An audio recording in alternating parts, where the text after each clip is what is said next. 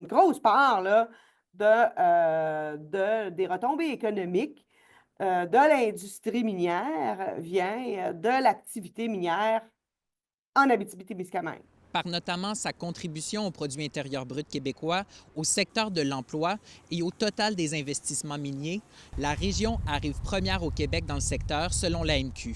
Mais aussi étant donné les 1149 fournisseurs régionaux en lien avec l'industrie qui représentent 30 des contracteurs à l'échelle de la province.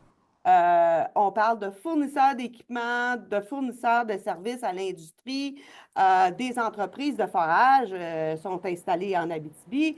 Alors, c'est un bel écosystème d'affaires qui s'est généré autour des installations minières. On a quand même une belle histoire minière en Abitibi, là. On a des mines, ça fait plus de 100 ans en Abitibi. Au-delà des PME, c'est aussi le secteur de l'éducation régionale qui participe à hisser la région en première place par son développement du savoir-faire et de l'expertise minière.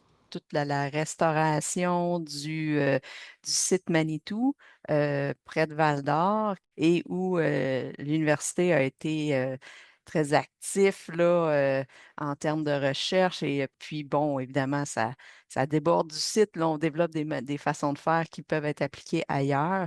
D'un autre côté, Québec Meilleure Mine croit que l'industrie minière régionale a encore du chemin à faire dans la protection des espaces et des citoyens. L'organisation déplore la proximité de certains projets miniers avec les milieux urbains. Ces réalités-là sont propres à l'Abitibi-Témiscamingue et vont continuer de perdurer tant aussi longtemps qu'on ne permet pas une zone tampon autour des villes et villages de la région.